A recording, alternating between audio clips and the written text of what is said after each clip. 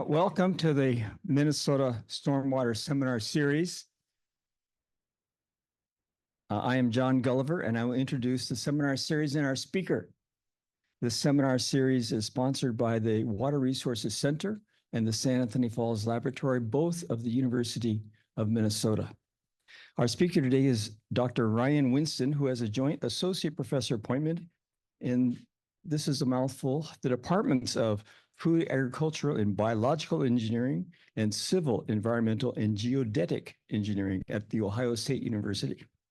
He is also a core faculty member of the Ohio State University Sustainability Institute. Ryan received a bachelor's degree from the University of Florida and MS and PhDs from North Carolina State University, working with Bill Hunt. He has presented material in over 100 workshops. That adds up to about 7 per year. This guy's busy. Brian's research is focused on runoff hydrology and water quality and performance of stormwater control measures. He is currently the principal investigator or co-PI on 18 research projects totaling over $10 million. He's an industry of himself. So he has received the 2022 Honor Award for Research given by the National Chapter of the American Society of Landscape Architects and an award for excellence in undergraduate research mentoring from Ohio State University. This is the second time that we have had Ryan here with us. The last time he talked about permeable pavement. This time he's going to give us his perspective on the maintenance of bioretention practices. So please join me in welcoming Dr. Ryan Winston. Thank you very much, John. That was a very kind introduction. Glad to be here in person this time. The last time I was here, it was through Zoom in May of 2021. So excited to be here with you all on the banks of the Mississippi River here at SAFL. So as John mentioned, I'm going to talk a little bit about older bioretention systems. We were quite curious as to how a lot of the bioretention systems in the Midwest are doing. So this is sort of a health check-in, if you will, on bioretention systems in the Midwest, particularly around the state of Ohio where I work. I'd be remiss in not thanking a lot of folks that worked with me on this project. So you can see Andrew Turpak, Joey Smith, and Jay Dorsey from my group, and then a number of folks from Luleå University of Technology in Sweden, Robert Godeka, Kelsey, Ali, and Maria Wicklander. This was quite a big collaboration, and Robert came over from Sweden to collect a lot of the data that you'll see in this presentation. So with that, let's jump into it. Hopefully we're all familiar with bioretention systems. These are planted media filters, right, that we're using for passive stormwater treatment. We might or might not have an underdrain, right? We'll always have a media of some sort, a filter media, and vegetation. And those are the two primary components that are going to impact the capacity of these systems to remove pollutants, right? And also perhaps reduce runoff depending on how we design the systems. So one of the things that we know from 20 or 25 years of research on these systems is that the soil in these systems, the filter media itself, is particularly important and correlates heavily with the performance of those systems, particularly on the water quality side of things, but also the hydraulics are important, of course, as well. So media specifications vary and are, of course, evolving, right? Folks like MPCA and other state agencies, city agencies are thinking about how do we blend these things the best to get the optimum pollutant removal out of them. So in Ohio, you can see we've got a very sandy mix with a little bit of clay. We've got something called topsoil. Who knows what that is? I'm not a big fan of specifying topsoil because topsoil can be any number of things at the top of the soil. We've got relatively low organic matter because phosphorus, much like Minnesota, is our primary pollutant of concern. We have Lake Erie and algal blooms in Lake Erie. So we have relatively low compost contents in our filter media. And we use woody waste compost in our filter media as well to attempt to mitigate the leaching of phosphorus from these filters. So contaminant removal, by and large, this was a literature review that we did a few years back, is related to a lot of different soil properties that you can see on this slide. So things like cation exchange capacity, the amount of organic matter in the filter media, and certainly the remainder of the mineral fraction, the size distribution of that mineral fraction, relates in a lot of the pollutant removal processes that you see on the right-hand side of this slide. I know you're not going to be able to see this well, but this is another result of that same literature review where we looked at a number of different media mixes, and you'll see the 4 from Minnesota are proudly shown on this slide as well. And you can see just all the different types of aspects that we need to think about as designers, right? As we're thinking about building the best filter media that we can for our bioretention systems. And then you add on, right, the complexity that we might add amendments to these filter medias, right? So iron filings or drinking water treatment residuals, other things that we might add to scrub particular pollutants of concern out of the water. So it's a complex design problem. And so one of the things that we wanted to do in this particular study is really go back and look at older systems and understand how early designs are functioning today. So when we think about bioretention, oftentimes we think about it on a hydrologic system or hydrologic balance, as you can see here. We've got runoff coming in, and we've got different fates of water going in different directions, right? But a certain amount of that water, depending on your design, is going to infiltrate the practice, infiltrate the filter media. If I can get the laser to go, there we go. Infiltrate the filter media.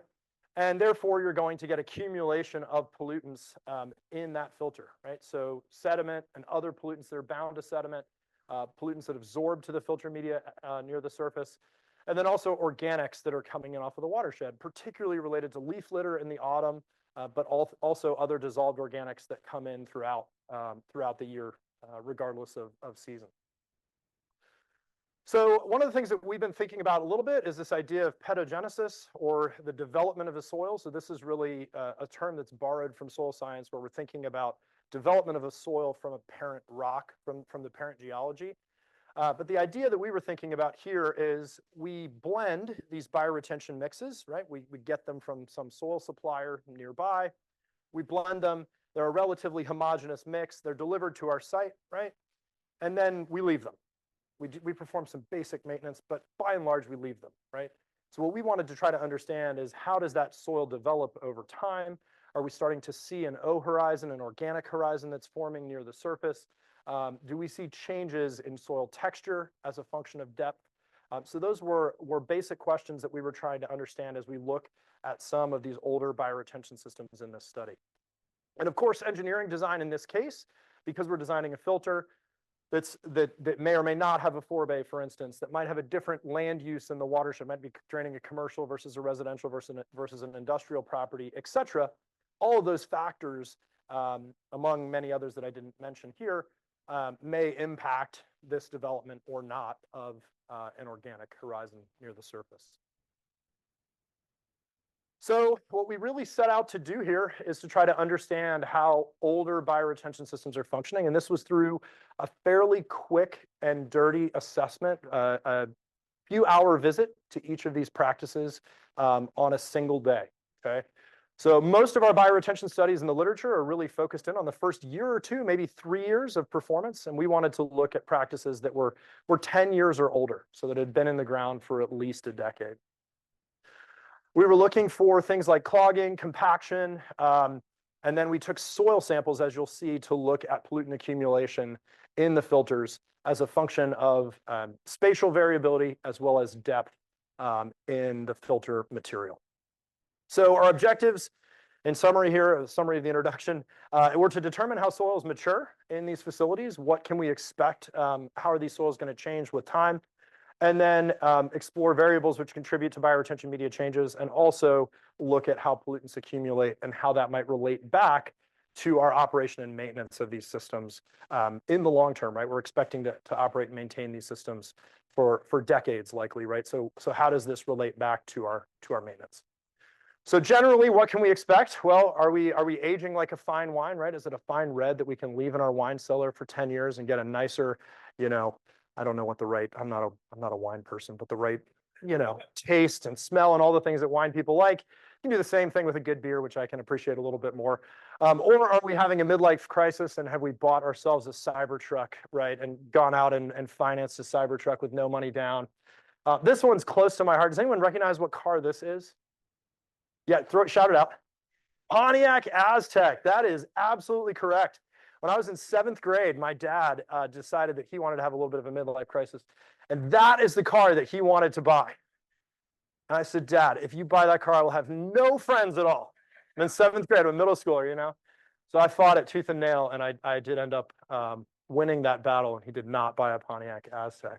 All right, so we want to figure out if we bought a Pontiac Aztec, or are we aging like a fine wine? So here we go. What did we do? We went out to older bioretention systems, 3 of which you can see in the pictures in the bottom here. We did soil sampling at each of the facilities.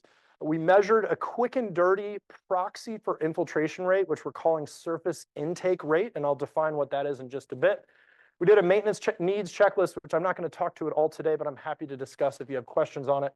And then we did do an intensive flow and water quality monitoring case study, which I'll talk about at the end of this seminar, where we instrumented with ISCOs and weirs and did the whole water balance and pollutant balance in that particular older bioretention system. All right, so where were our study sites located? We are state of Ohio. Columbus is here in the center of the state. So a good number of our bioretention practices were located in Columbus. Okay, you can believe me, Columbus is in the center of the state. We also went down to Cincinnati, up to Cleveland, Akron, Canton area in the Northeast. We had 1 bioretention facility in Toledo on the border with Michigan. And then we since we're in the Big Ten, we went and visited Ann Arbor and also East Lansing and collected data at both Michigan and Michigan State, just to share the Big Ten love a little bit as part of this, this study. All of the practices were between 10 and 19 years old at the time of visit, and we did this back in November of 2019 on some particularly cold days, as you'll see in some pictures here in a second. This is a big table of all of the practices that we visited. Just want to make a few points here. We had a filter catchment area to filter surface area ratio is in the column here, if I can get this to work. Trying to get all right, there we go, perfect. So this ratio is the ratio of the filter area to the catchment area. You can see we had 1 filter that was 20% of the watershed area, and we went to as small as 0.1% of the watershed area. So quite a big range of filter sizes relative to the watershed that's draining to them. Different filter materials in terms of soil textures, and then also different organic matter percentages. So these were built to whatever specification was present at the time. So these are not all the same initial soil media supplied by the same soil supplier. These are, of course, spread across a large region. And so there's a large variety of soils that are present in these filters. And these numbers that I'm showing here were when we visited in 2019. Okay. So one thing we don't have a good handle on is as-built for any of these systems, unfortunately. Okay. Looking at age distribution as a function of land use, just to give you an idea of what we collected data on. You can see the land use on the x-axis here, and then the age of the bioretention system on the y-axis. Pretty good distribution, generally between 10 and 15 years of age in most cases. And we looked at commercial, ultra-urban, so downtown areas, gas stations, industrial, parking lots or roads, and residential as our land uses that we evaluated. And I'll only talk a little bit about land use, but it will come up in a bit, so I did want to show this slide to introduce that idea. Okay, how did we actually go about sampling? We took a total of 266 soil samples at these bioretention facilities. We did that at 3 depths and 3 locations in each of the biofilters. So you can see a quick cross section here in the bottom right-hand corner of this slide. Come on. All right, well, bottom right-hand corner of the slide. If there was a forebay present, we sampled sediment out of the forebay. That was 20 out of the 29 practices that we visited. And then we sampled 1 meter from the inlet, 3 meters from the inlet, and right near the outlet structure so that we could get a variable sort of spatial variability of pollutant accumulation. And then we also sampled from 0 to 2 inches, 4 to 10 inches, no, sorry, 4 to 6 inches, and down near the bottom of the practice from 14 to 20 inches below the surface of the filter media. So we were getting an idea of accumulation spatially and also with depth, so we could understand if we were getting, for instance, breakthrough of a particular pollutant through to the bottom of the filter material. As you can see, we had some quite warm, sunny days to do our soil sampling. It was miserable, cold, and snowy almost all the days that we collected samples, but we powered through it and got our sampling done. We analyzed the soils for a large variety of things. Initially, this was just going to be metals and nutrients. And then the Swedes got another grant, and then all of a sudden it was phthalates, and then they got another grant, and then it was PAHs, and then lately it's been microplastics and PFAS. So we've really kind of thrown the book at looking at what's accumulated in these older filters. So thanks very much to the Swedish government for paying for a large portion of this analysis. So you can see what we've looked at here. Obviously, metals are present in all soils, but we looked at metals accumulation, microplastics, PFAS, loss on ignition for organic matter percentage, phosphorus by ICP. And then we looked at different categories of organic micropollutants. So PAHs, the 16 priority PAHs, which are all known carcinogens, 7 different PCBs, which are also known carcinogens, and then 13 different phthalates and alkylphenols, which are both estrogens, xenoestrogen, endocrine disrupting chemicals. All of these are known to be persistent in the environment. PCBs have been banned since I think the 70s, and you can still find them in the environment in a large way. So these are all recalcitrant problems in the environment. Different sources of these organic micropollutants. I more or less leave this here so that if you're interested later and you pull this up on the YouTube, you can see sources. PCBs were used heavily in things like electrical capacitors and electrical systems, lubricants, things like that. Phthalates are plasticizers, so these are used to make plastic less brittle and more robust to bending. And they're in a lot of personal care products as well.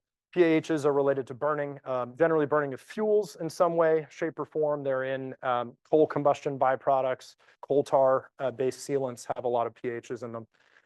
And then alkylphenols are used a lot in cleaning detergents and cleaning products that we use around our houses and our commercial areas. Okay, are y'all ready to dive into the results? That's enough background, I think. Let's dive into the results. What did we actually find? So we'll start with phosphorus, a pretty simple one, right? Phosphorus is about 2/3 particulate bound in stormwater. If you held me up at gunpoint and asked me, that was what I would tell you, about 2/3 particulate bound. So not too surprising that what we found is that the majority of our phosphorus accumulation is occurring near the surface, which are these green box plots. So that's our surface layers. The middle sample locations, 4 to 6 inches into the filter media, are shown in that cyan or blue color. And then purple is our deepest filter media layers. 1, 2, and 3 correspond to inlet, middle, and outlet of the bioretention system. Okay. So generally speaking here, no spatial distribution of phosphorus, pretty spatially homogeneous in terms of where the phosphorus is accumulating, but it's all accumulating in that upper couple inches. Certainly within the upper 4 to 6 inches, we don't see the phosphorus concentrations at the deepest layers are typical of bioretention media that's brand new in Ohio. So that was interesting. Forebay was about in the middle. So we do see some phosphorus there, but it wasn't strikingly higher than what we found in the filter media.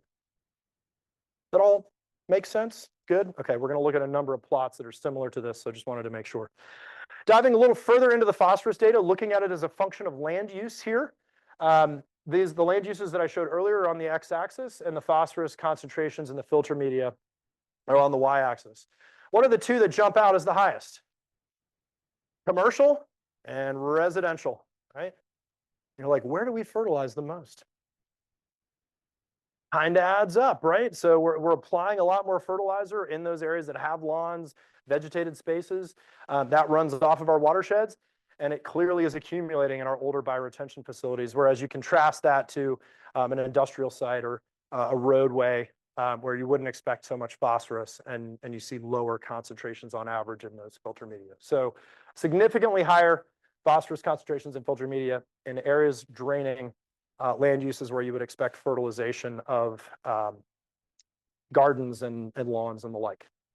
Okay, let's transition over to our OMPs, our organic micropollutants. We'll look first at just detection, and then we'll look at actual concentrations as we move into the next few slides. So we found 34 of the 38 organic micropollutants that were evaluated in this study. We did, by the way, narrow the number of samples down to 116 out of the 269 that we collected in total, and that was purely for cost. These are expensive contaminants to analyze for. So we subsetted down to bioretention systems that we expected to see more organics in, those near fueling stations, industrial sites, et cetera. So of those 116 samples, 80% roughly, we found PAHs and PCBs in. And then you can see it dropped off a little bit as we went to phthalates. Roughly half the samples we found phthalates in. The most common, I'm not even going to try to say it. Maybe I should try to say it. Di2-ethylhexyl phthalate, DEHP. 49% of the samples were positive for that. So this is just presence or absence here.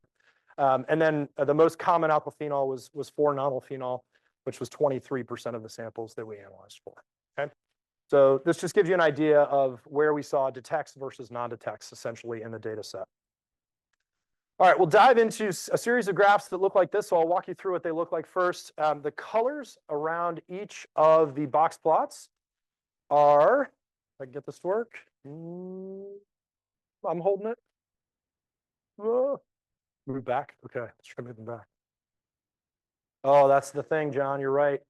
Okay, so the colors around each of the box plots, they match up with the colors of the location where each of the samples were taken. So yellow is forebay, blue is the first location, green is the second, and red the third.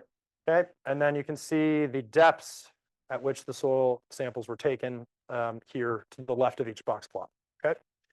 So for PAHs, where did we generally find them? Well, we found them in a fairly spatially distributed or diverse manner. So the highest concentrations were in the forebay, which is great, right? That's where we want our sediment to accumulate. It's an easy place for maintenance to occur.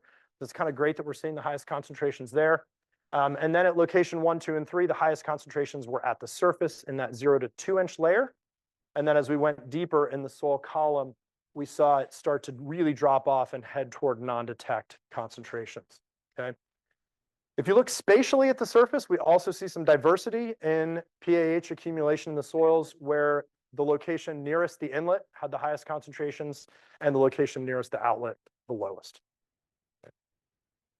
Are y'all ready to see this pattern over and over again? We're about to. Okay, here we go.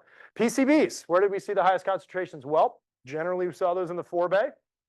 In this case, we did see a little bit more migration downward in the filter media. So if we look at location 1 here, admittedly, the medians are quite a bit different, right? So the medians for the 10 to 15 centimeter and 35 to 50 centimeter are off near the detection limit to the left side of those box plots. But the distributions of the data are kind of relatively similar, right? The spread in those box plots is relatively similar there. So we are seeing some migration to deeper soil layers for PCBs than we did for PAHs. But by the time we get to the bottom of the filter media, particularly at the locations that are not near the inlet, we're really very much near non-detect range. Okay. Right. That's the sum of those are the 7 most common PCBs is what I'm showing here in this graphic. For phthalates and alkyl-phenols, we'll look at the most commonly detected pollutant. So this is DEHP, which I mentioned was the most commonly detected in this study. Again, highest concentrations in the forebay, highest concentrations in the upper couple inches of filter media. Okay, and then as we move deeper into the filter, we get closer and closer to non-detects when it comes to phthalates as well, or DEHP in this case. A little bit of spatial variability here, or spatial heterogeneity here as well. In the surface, the highest concentrations again near the inlet, and lowest as we get closer to the outlet. So this really speaks, I think, to some maintenance, right, that we can be doing on these systems, right? Where do we need to maintain? Well, certainly the forebay or whatever pretreatment system you have is critical, right? And then as we look at long-term maintenance of these things, I think you can start to ask the question, when do we need to replace the filter media, right? How deep do you need to dig? The answer to those questions is likely a relatively long time and not that deep, right? Based on the data that we're showing here. All right, let's move on to alkyl phenols. This was by far the one where we had the most non-detects. These are really troubling in the lab, hard to get out in the lab. But again, you can see generally the highest concentrations in the forebay and a little bit at the surface, the inlet of these practices, and then the vast majority of the remainder of the soil samples that we analyzed were non-detect. Okay. So again, really ties back, I think, to maintenance of these practices. Okay, let's dive into metals and have a look at the data for metals.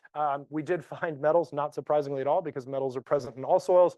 In all of the samples that we analyzed, that's the shocker of the day right there. The things that we found that were interesting is that we had significantly decreasing metals concentrations with increasing depth in the soil profile. For 5 of the 6 metals that we looked at, nickel was the exception to that rule. And we also had significantly decreasing metals concentrations for chromium and zinc as you moved from the inlet to the outlet, so spatially for those particular metals. So I'll give a couple of examples of similar plots with copper on the left and zinc here on the right.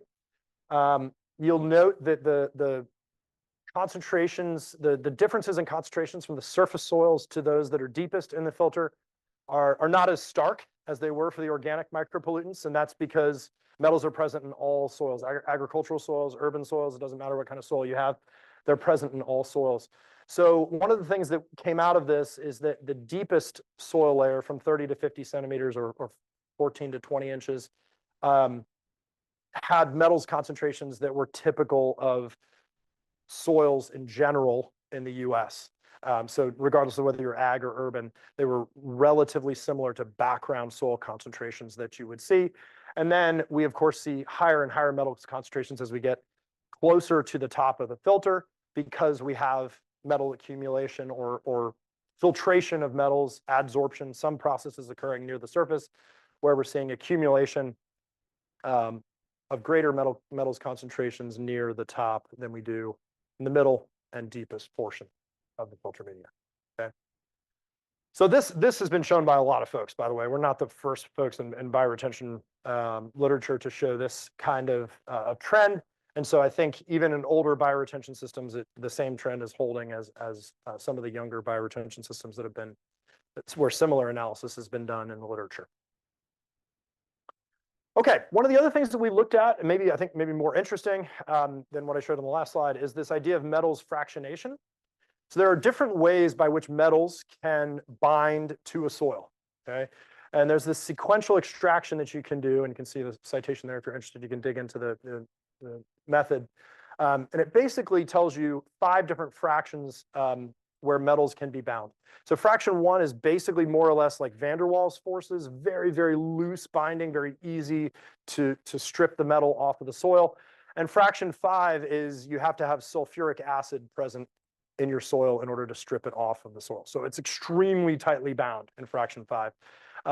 Fractions 3 and 4, you have to have reducing conditions, aka we have to have an anoxic zone in the system to strip off those metals. So this gives you an idea. This fractionation gives you an idea of how likely it is for leaching to occur of these metals that are present in the bioretention media.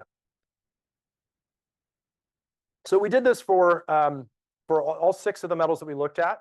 You can see it really varied as a function of metal as to how tightly they were bound. So cadmium particularly was one where we could expect to see relatively easy desorption, if you will, off of a soil particle. Whereas chromium, copper, and nickel, at least in our study, were very tightly bound and are very unlikely in a bioretention system to be stripped out and sort of leached from the bioretention media, okay? So this kind of fractionation can really, I think, speak to management, right? Particularly as it relates to an anoxic zone, which we might promote, for instance, an internal water storage zone or a saturated zone in a bioretention system. We really want to avoid having that interact with an area where we're expecting metals accumulation, which, as I showed, is right near the surface of the filter, because we might lose these 2 fractions of metals to desorption and leaching out of the drainage of the filter. So yeah, just a little bit there, I think, that also relates back to management. All right, let's look at microplastics now. These are a real pain to measure. And so we really boiled this down to 4 bay samples, and then location 1 and 2 near the surface, and location 1 at the second depth. So just to look at accumulation near the inlet of the practice because the cost to analyze these samples was tremendous. What you can see is the highest concentrations are located in the forebay, and then the surface of the filter media. As we get down into the deeper filter media layer here, which is this box plot here, you can see quite a stark difference from the surface concentrations. So from this point to this point. So again, we see the vast majority of microplastics in this data set anyway, accumulating right at the surface of the filter material. For PFAS compounds, this is, there's loads of PFAS compounds, something like thousands, plural of them. This is 35 different PFAS compounds that are summed together. You can see some similar trends to what we've seen for other pollutants here when you sum all 35 of those and put them into one bin, where it looks like there's more accumulation near the surface and then declining as a function of depth. But what I want to point out is these are all different compounds here in this graphic, in these plots. The top is the gray is the forebay. The first sort of box is location 1 near the inlet. Location 2, 3 meters from the inlet is the bottom box, and then there's 3 different depths within each of those. And you can see the trends here vary as a function of which PFAS compound you're interested in. Some of them are hydrophobic, some of them are hydrophilic. They have all sorts of different properties. And so what I want to caution against is looking at this and saying, oh yeah, we can just scrape off the surface and well, PFAS is great. The reality is there's a lot more detail here in terms of which particular PFAS or PFOA compound you're interested in. And there are different behaviors, as you can see in this slide. Okay, so what did we learn from this part of the analysis? PAHs, PCBs, metals are often associated with sediment. That is not a surprise in stormwater, and therefore we find them at the surface of the filters. Okay, organic micropollutants with higher molecular weight, so heavier PCBs, heavier PAHs, were better retained in the filter media since these are often less hydrophobic, or sorry, often more hydrophobic and less soluble, and therefore preferentially bind to particulates that are filtered out in the filters. Organic micropollutants were in this study were similar to previous studies of bioretention filters, so that was good to see. It's always nice when you have sort of corroboration of the evidence that you have from your study. Metals concentrations were slightly lower to previous bioretention studies. I'm going to move through that. Large variations between sites related to design. So we need more data. There's a lot more to learn here. And we had a tremendous amount of variation between from one site to another. All right, in the last few minutes here, I want to talk about the development of soils. So this is going back to a lot of those same sites, but collecting data and looking particularly at soil physical, textural properties, as well as organic matter accumulation over time. We also did infiltration testing at each of the times that we visited these sites. So I've shown you these methods a little bit before. We did single ring falling head infiltration tests. I hesitate to even call that an infiltration test. I'm going to call it a surface intake rate. We did pre-wet the soil before we did these, but it's not as good as a number of other infiltration rate measurements that you could make. We were trying to do something quickly while we were on site. We again took soil samples with the same setup or experimental design as what we had in the last portion of the study. Did a maintenance checklist.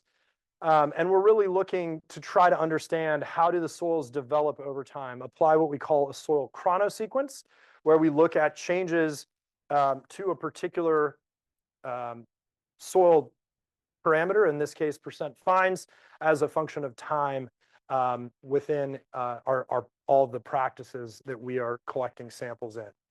So this is sort of substituting following a single practice over many years, right? And instead looking at a number of practices which are all different ages. And so that's the idea behind this chronosequence. Okay, lab methods, we used loss on ignition to measure organic matter. And I'll show you how we did particle size analysis here. So took samples, each of our soil samples we brought back to the lab. We sieved out the gravels. And then those were gone, obviously, from our pipette at that point. Then we brought the analysis or the sample into a muffle furnace, burned off the organic matter so that we were left just with the mineral fraction of the soil. That we wet sieved out the sands, and we're left with the silts and clays. And from there, we used a laser diffraction instrument to measure the particle size distribution of the silts and clays. So that's how we got to percent gravel, organic matter, sand, silt, clay, okay, for each of these samples. So what did we find? Let's dive right in.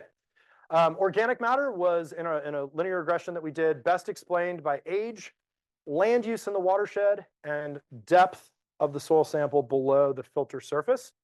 Okay. What we found is that commercial, downtown urban, gas station, and residential locations had the highest organic matter, significantly higher than parking lots and roads, and industrial had the lowest organic matter in the filter media of any of the land uses in the watershed. So this is really what I want to show. This is the organic matter with depth. The forebay is the top left here. So 6.16 is the forebay sample.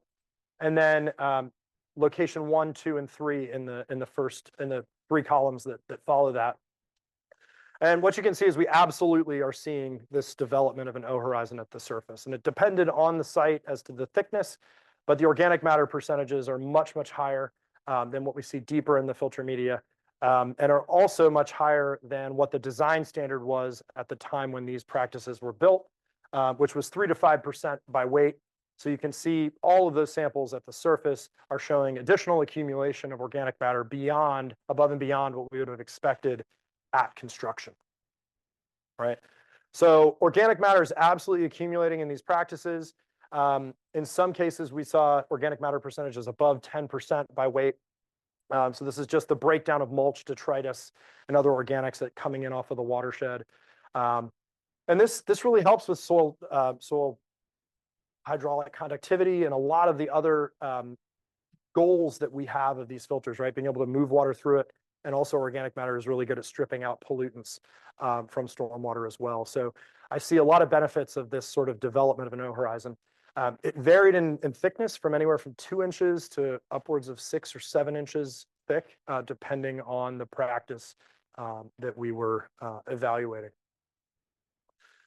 All right, looking at this here in box plots, sample depth, again, 1, 2, and 3, the same sample depths we've looked at earlier.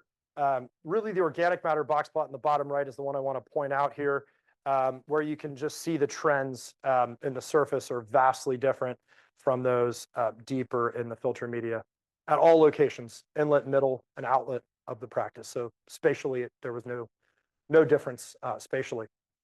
We also see silts and clays accumulating at the surface, which makes sense, right? That's where those are going to get filtered out. So we are seeing the accumulation of smaller particle sizes right near the surface of the filter as well. And that kind of drops off as you head deeper into each of the filter materials. Okay, I wanted to look at this as a function of the soil textural triangle. Hopefully this is something we're all familiar with, comfortable with, and might or might not like, but we're at least familiar and comfortable with it. In Ohio, our design specifications call for a loamy sand, okay, as our soil texture. You can debate whether that's a good goal, but that's our goal. Okay? So what we're going to do is plot our data on the soil textural triangle as a function of depth here. Okay. So what I've done is I've plotted each of the points here, and by I really mean we. This is Joey Smith's work, and I don't know how he did that in R, but he made some sort of code to make an isohedral map on top of the soil textural triangle, which is awesome, I think.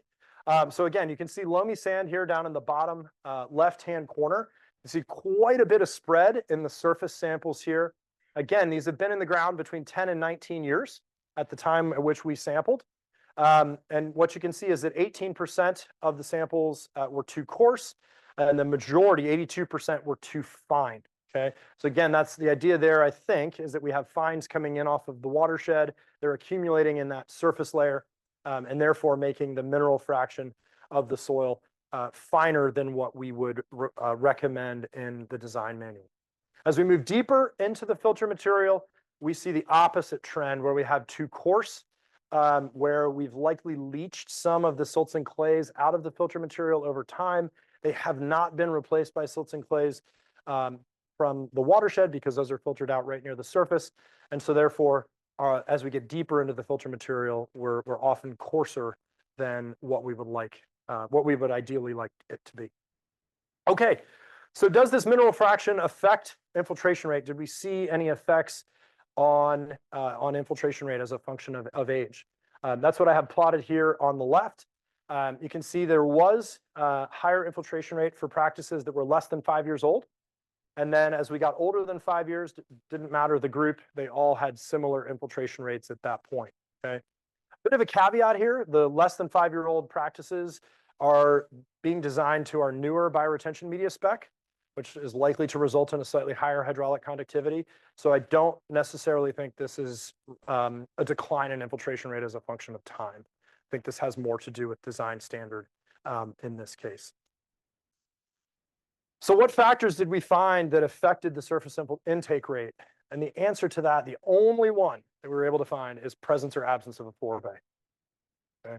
So if you're going to use these systems, please, please, please use some sort of pretreatment to get rid of a lot of the sediment load before it gets to your practice.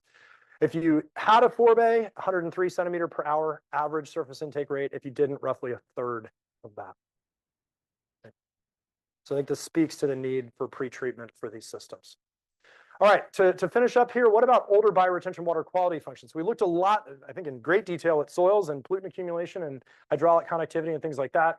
But how do these practices work midlife? So what we wanted to do here is go back and look at an example. This is two neighborhoods north of campus in Columbus. Clintonville's a residential neighborhood in Columbus. This practice was constructed in 2014, as you can see, and we monitored it roughly 8 years into its life. This is a picture of it here on the right. You'll note the vegetation is vigorous. It was impossible to get into. The vegetation was so thick, bushes were taller than me. So really, really nicely vegetated. 2.2 acre watershed, residential, single-family residential homes, and roughly a 3,000 square foot filter surface area. Okay? So that was the case study that I want to share here. The design cross-section for this is a bit atypical for what we would see these days. There was a 12-inch planting zone at the surface, which was composed of 1 parts compost to 3 parts native soil. Our native soil is generally silty clay loam, silty and clay dominated. So that was how they mixed up the planting zone. This is very atypical of our typical designs now. Then there was a 9-inch transition zone beneath that with 1-to-1 planting soil and native soil, with an underdrain underneath the whole cross section. Okay. All right, so that's a little bit about the filter design. We had an inlet here at the top left.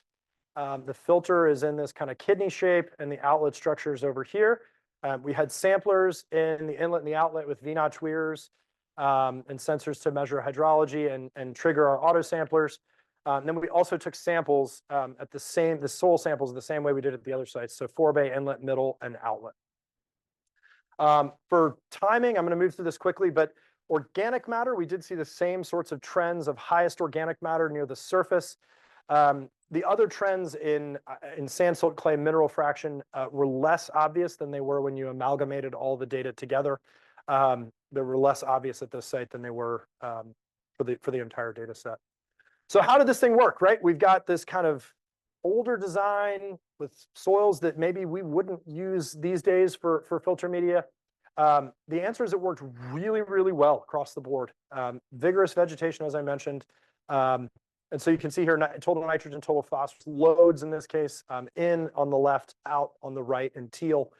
Just very, very large differences, significant differences, in fact, in just about every nutrient pollutant that we looked at in this case. So we wanted to dive back and look at how does this compare to newer bioretention practices. Really great place to look at those data is the International Stormwater BMP database. This is a large database of studies that have been done on a variety of different stormwater practices, including bioretention systems, which are shown as this BR in this particular graphic here. These are total nitrogen concentrations, as you can see, for a variety of different practices on the x-axis, stormwater treatment practices. And in this case, what we had was an efficiency ratio of 35% reduction, and the BMP database about 24% reduction for total nitrogen. So the BMP database is populated primarily with brand new systems that have been recently constructed, almost immediately monitored. And what we're showing here, and what I'll show in a series of slides, is that our data are at least as good as the average, if not slightly better. So for total phosphorus, we had about 50% reduction in the filter that we studied in this one in Clintonville. On average, in the stormwater BMP database, we see actually a net leaching of phosphorus of 25%. So we're quite a bit better for phosphorus removal at this site than the average study. Total suspended solids, 93% reduction here, 77% reduction in the BMP database. You can see the 6 different metals that we looked at here: cadmium, chromium, copper, nickel, lead, and zinc, all of which were in the range of about 70% concentration reduction and up to 90% reduction for lead, which again were in the range of what we see for brand new bioretention, if not better. So in this study, for chromium, we were slightly worse than the average. For lead in this study, slightly better. Yep, slightly better than the average bioretention cell in the International Stormwater BMP database. So that was a very quick summary of what was 2 years of a student's life, probably 6 or 7 slides there. But what I want you to take away from that quick case study is that bioretention are dynamic systems, which I think, with some exceptions, improve with age. I think they're going to work at least as well as when you put them in the ground initially, if not better over time. And I think we need to understand the performance changes of these systems over their lifetime. So I mean, trying to encourage more older practice studies, not only bioretention, but other practices as well, so that we can understand how the design elements that we're putting into the ground as engineers are impacting their implementation and maintenance and operation and maintenance over the long run, to ultimately reduce the negative consequences of urbanization, right? That's what we're trying. That's why we're all here. That's what we're trying to do with these types of green infrastructure practices. So practical implications. What do we want to take away from this talk? Really, I think the biggest one is the vast majority of our pollutants are accumulating at the surface. It doesn't hold for every pollutant, for every boutique pollutant that might exist out there. But for the most part, they're accumulating in that upper couple of inches, right? And that has obvious management implications where we could strip off that sacrificial soil layer, bring in some new filter media, and likely get back close to a new filter, right? As long as we don't disturb the plants that are in that filter. So, you know, open questions are things like disposal. What do we do? Is that surface layer contaminated in some way? Can we take it to a regular landfill? Is it, you know, I think those are questions that maybe we can discuss in the panel part of the discussion. When do we need to do major maintenance on these practices? None of the practices that we looked at here had major maintenance done. They had never been renovated. So when do we need to tear them apart and start over, I think is another open question that would be good to discuss. I think implementing a forebay or other pretreatment system, I'm gonna beg you, is something that I would recommend in every case, based on what we found in the hydraulics in this study and in other studies as well. I think pretreatment is really important. Metals fractionation, depending on the metal, does show some potential for leaching. So I think we need to think about how the data that we've collected here relate back to design and maintenance of these systems as well. And I think the big key takeaway is older bioretention systems seem to be working at least as well, if not better than brand new systems that we've put in the ground. And I think that's related to the development of soils and healthier soils in those systems over time, and also related to maturation of plant material in the filter as well. So with that, I'm happy to report, no midlife crisis. We have in fact bought a nice red wine that we've let cellar for 20 years and not a Cybertruck, which anyway, maybe some of you like Cybertrucks, and I apologize if I've offended you. There's a lot of good information, a lot more information out there. I think all of these are open access, so I did put the QR codes up if you want to snap a picture and download the papers. There's one more coming up in ASCE Journal of Sustainable Water in the Built Environment, which is in and of itself a mouthful, on pollutant accumulation in forebays in particular, that should be coming out later this year, I hope. Yeah,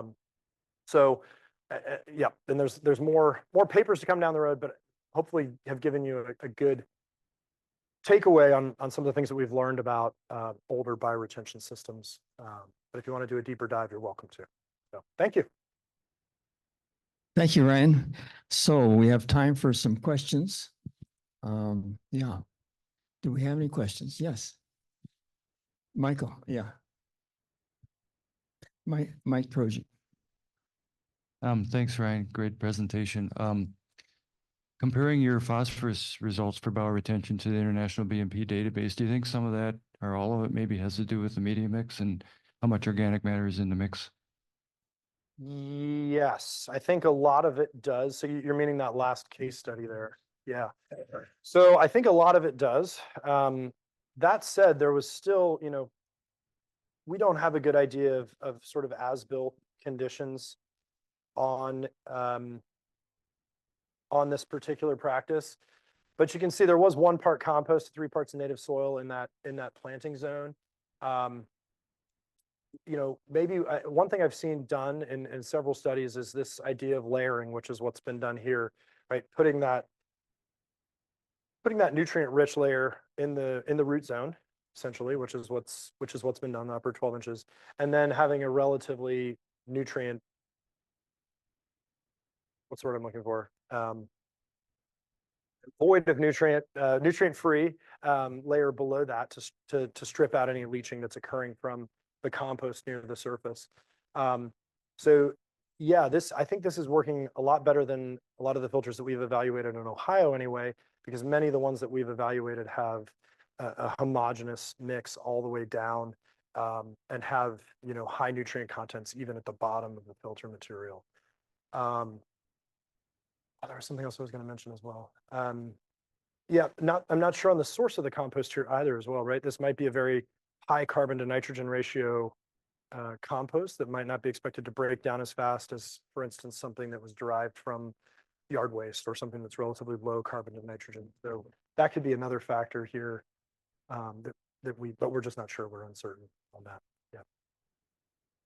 Do we have a question from online?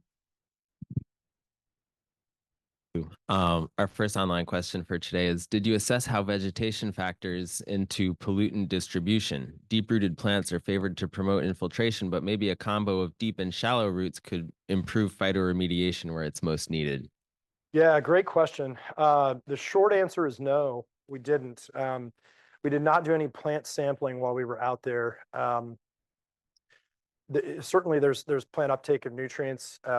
If I had to guess, educated guess on the overall nutrient loading in these systems, I would guess it would be a relatively small fraction. Certainly we dug down in the filter material to almost 2 feet deep, and in almost every case we had roots that were extending below 2 feet, which I think makes sense given the age of these practices. But no, we did not do an extensive look at the plants. We did a qualitative look at plant health, which by and large was good. Weeds were the biggest issue that we saw in terms of maintenance and plant maintenance. But yeah, I agree. I think having deep-rooted plants particularly is critical for the long-term hydraulics of the systems. As I showed with the infiltration rates, we don't think we saw any decline with time. And so I think those plant roots and perhaps also the development of an O-horizon at the surface in combination are helping to maintain the hydraulics over time.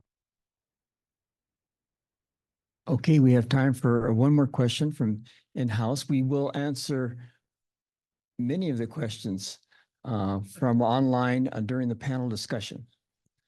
Okay, Randy Niebusch. Thanks, John. I'm curious about your recommendation of removing the top few inches surface layer without disturbing the plants. Yeah. How is that done? And have you ever seen it done successfully? I have not seen it done. It's a nice idea. I have not seen it done. It is a nice idea. It's probably harder to do in practice. I'm guessing it would be mostly handwork rather than a yellow machine. Certainly, I think if you were to do this kind of maintenance, we want to keep the plants there, right? They're well established. I mean, you saw the pictures from this site, right? They're well established. They're providing a lot of benefit. So I would advocate against ripping out the plants just to take out that upper couple of inches. The other thing I would mention is by and large we see no vertical movement downward into the 4 to 6 inch layer of the filter media. So when do you need to do that kind of filter renewal, probably many decades into the life of the practice, I would guess. You know, so certainly not the first 20 years, I would say. It's really hard to do, but you might not have to do it very often. That's right. That's right. Yeah. When you have to do it, it's going to be a pain, but it might only be every 30, 40 years, something like that. Right. So, yeah. Okay, thank you. Let's thank Ryan again.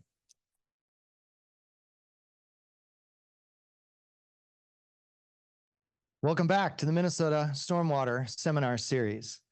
My name is Andy Erickson. It's my honor and privilege to moderate our panel discussion today with our panelists. I'm going to start by introducing our panelists who have graciously accepted to sit on the panel and answer your questions. I'm going to start at the far side, my right, your left. Our first panelist is Mike Trojan. He's a hydrologist and formerly the long-term steward of the Minnesota Stormwater Manual, as I like to call it, at the MPCA, but is now working with the National Municipal Stormwater Alliance. So Mike, from your perspective and experience, how do you relate to today's topic? First of all, thanks, Andy and the folks at the university for inviting me, even though I was a last minute substitution, but we won't talk about that. So my current work with NAMSA, which is just a little bit, but still I'm helping with the STEP program. And for those of you who aren't familiar with the STEP program, it's all about testing and performance verification. And of course, when I was with the Pollution Control Agency, stormwater pollutant crediting was a big deal. And so I always questioned whether the numbers were right in the first place and whether the numbers were right after 15 or 20 years. And so this is great to hear this information that it sounds like they are performing well, well into their lifetime. And I think that's good news in general for regulators and for water quality at the end. So I think more studies, as Ryan pointed out, need to be done on this. And so we'll be watching closely. Like I said, my interest in it is performance monitoring, performance over time. Excellent. Thank you, Mike. Our next panelist is Sarah Elliott, who is also a hydrologist, but Sarah is at the Upper Midwest Water Science Center of the U.S. Geological Survey, USGS. Sarah, from your perspective and experience, how do you relate to today's topic? Yeah, hey everyone. Thanks, Andy. So I probably provide a little bit different perspective here. Most of my focus is on emerging contaminants, so like trace organics. We've done some work looking at things like pesticides and pharmaceuticals in stormwater and potential removal from different BMPs. You know, one of the questions we always get is, well, where are these contaminants going and what's happening to them? And that's a question we haven't really gotten to yet. So, yeah, just generally interested in the fate of contaminants through bioretention and, yeah, the long-term performance. Very good. Thank you, Sarah. Our next panelist is Peter Weiss. Pete is a professor in the Department of Civil and Environmental Engineering at Valparaiso University. So Pete, from your perspective and experience, how do you relate to today's topic?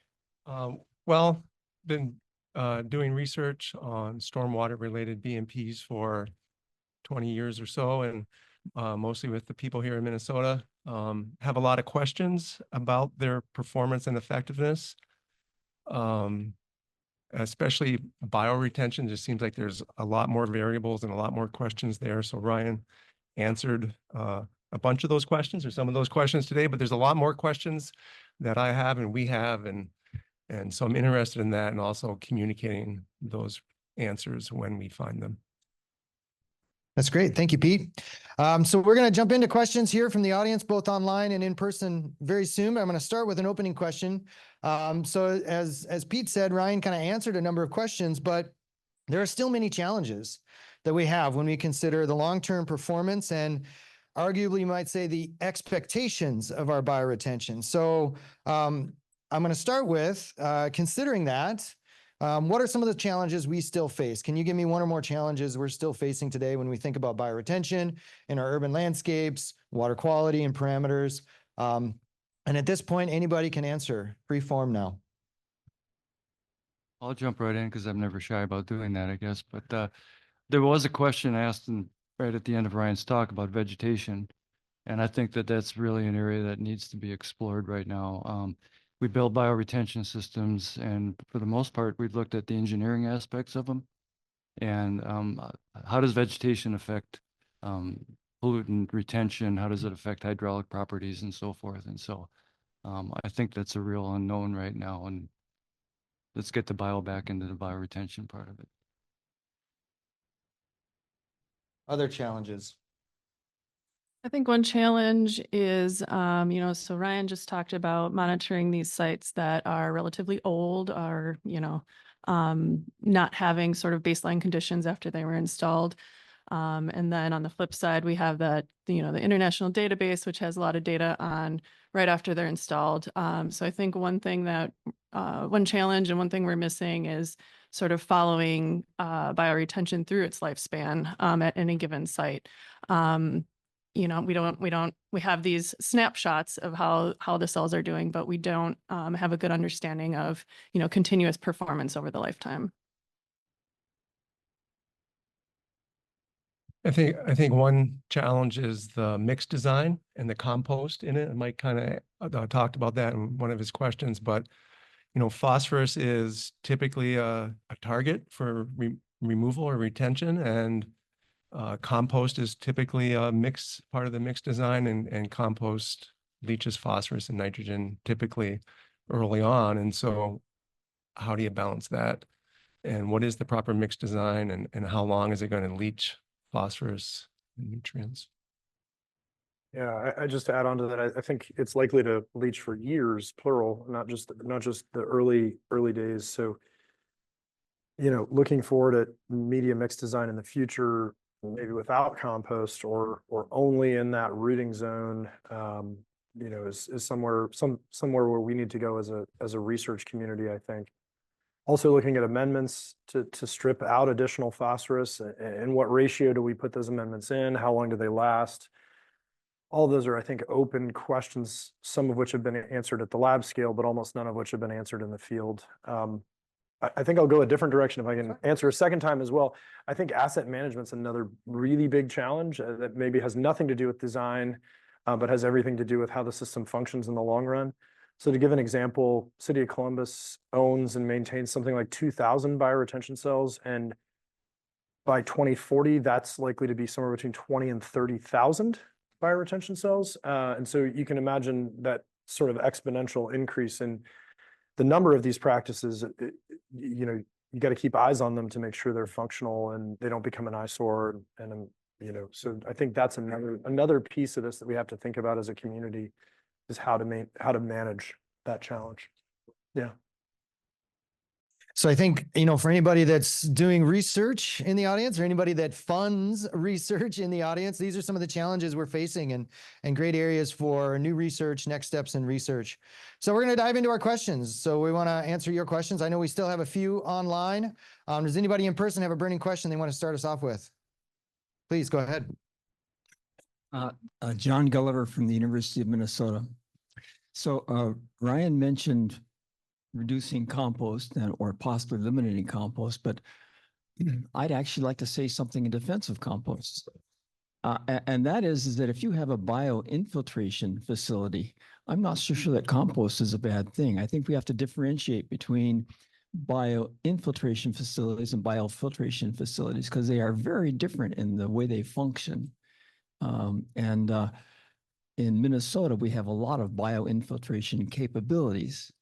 And so I'm not so sure that we need to remove all compost unless we are doing biofiltration, sending it back to the stormwater. I don't know. What do you think about that? Agreed. I think I would take a step back as well. In some of the specifications that we use for media, right? We use the word topsoil, we use the word compost, we might use the word biochar. Those each can mean a lot of different things, right? Depending on where you source that material, what your feedstock is in the case of compost or biochar. And those can have massive implications on function as well. So I think doing a better job of actually saying, this is what we want, and spelling out how you get to that point is something that's maybe missing in a lot of our design manuals currently. As it relates to bioinfiltration, I mean, yeah, I don't know the soils here, but I think you have glacial till, and so you may have some relatively quick connectivity to the receiving water, even if you are infiltrating. So you have to think about that dissolved phosphorus load, and does it get treated in that groundwater transport? So I think thinking holistically about the whole picture is maybe how I would answer there. Yeah. Other thoughts? Yeah, I spent the first half of my career as a groundwater hydrologist, so I'm really glad you pointed that out, John, because as you know, you and I and David Fairbairn authored a paper on looking at the groundwater quality impacts from stormwater infiltration practices. And the good news is the sky is not falling. There are problems. Chloride is certainly a problem. And I think the compost is, particularly based on what I saw Ryan's presentation, is really going to be important with some of these organic pollutants.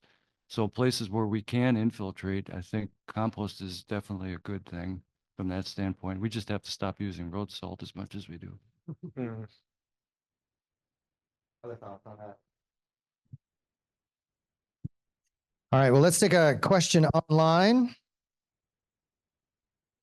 If you remove some of the surface for maintenance every 10 to 50 years, are you removing the organic, layer? Is that a problem? And are you hurting the pollutant removal capability of the practice?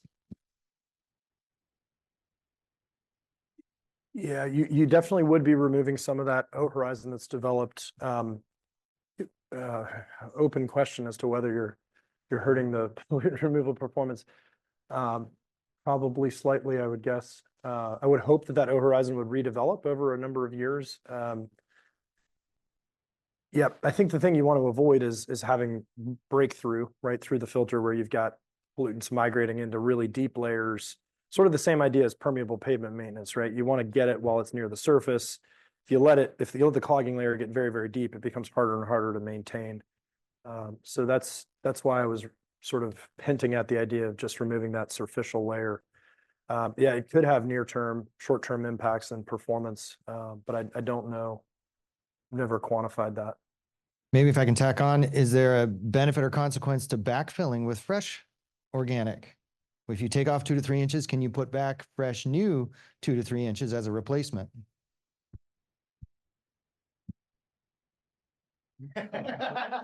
You can. You can.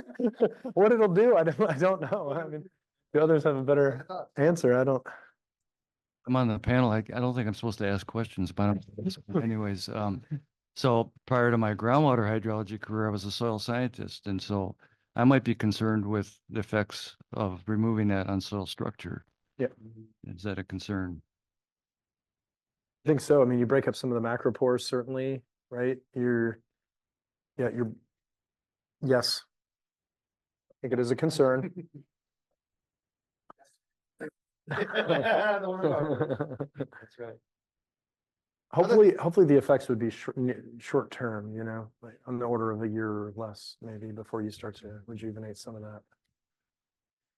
Really speculating here. I think it probably depends on how you remove it, right? I mean, what kind of equipment you use and whether you induce compaction in trying to do that maintenance activity or not. And possibly backfilling with fresh compost or fresh organic material might protect the soil structure below as subsequent storms come in. But that's sounds to me like it's a research area. It's something that somebody needs to look at. I don't know if we have good data on that. Other thoughts before we take another question? Let's take another question in person right here. Go ahead, Randy. So Ryan, you described, thank you for the talk, it was fascinating stuff, but you described a very elaborate and expensive way of monitoring performance on these things. Then you come along to the city of Columbus that owns and operates 2,000 of them. So the question becomes, are there ways that you have seen or begun to work out from your work of inexpensive, cheap, easy ways for a city that owns a lot of these things to identify these bioretention facilities that may be failing and may deserve either more or need more maintenance or more analysis? in terms of soil quality, in terms of the pollutant accumulation overall. Yeah, so certainly the easiest thing is the hydraulics. That's the easiest, and I think that's where most cities are really paying pretty good attention. You know, if you've got surface ponding in a bioretention system 72 hours after it rains, well, then that's a fairly easy identification of a filter that has failed hydraulically. And so that's one that I think is best done visually after a rainfall event rather than trying to measure infiltration rate or things of that nature. You can do that, of course, but let the water come naturally, is my thought. Soil chemistry wise and pollutant breakthrough wise, I don't think the data that I showed here suggests that we need to be maintaining these with that as a goal frequently at all. I think it's decades, plural, many decades out before we might see pollutants being migrating deeper into the filters. And so I don't see a need to evaluate soil pollutant accumulation as a with the end game of do I maintain or not. I think for now I would stick with hydraulics as an indicator. It's my gut reaction.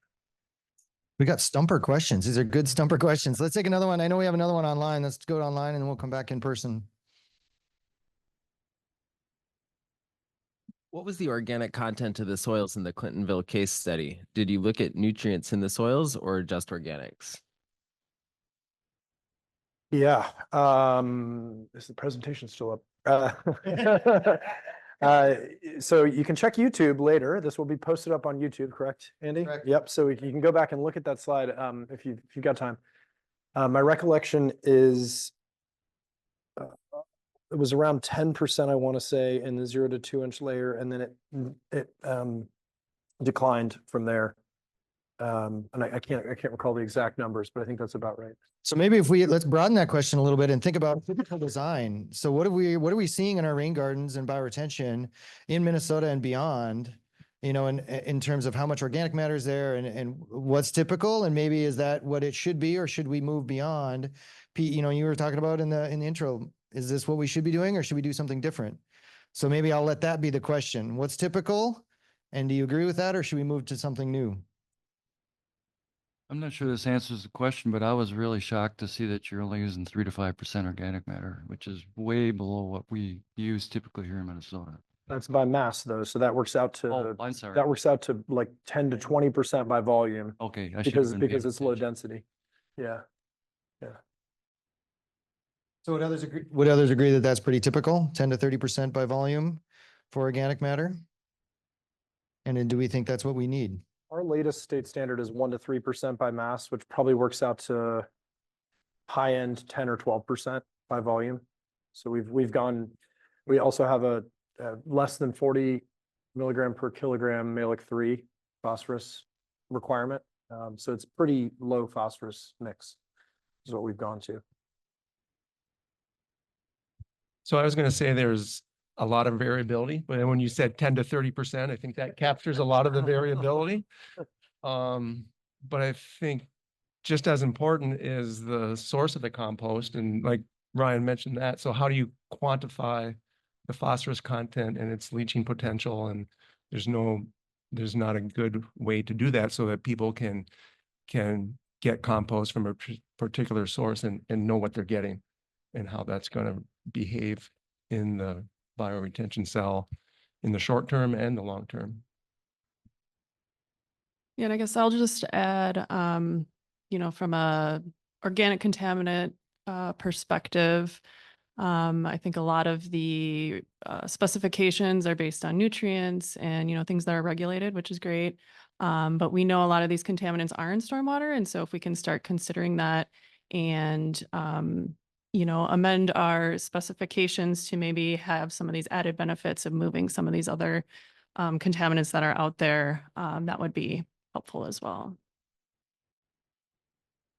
Go ahead. We've just recently finished a study looking at woody waste compost, so basically tree bark compost versus yard waste compost in the lab column study. And I think carbon to nitrogen ratio is one thing that you can look at as an indicator. I don't think it's perfect by any means, but higher carbon to nitrogen ratio generally relates to sort of lower or slower leaching of nutrients from the compost.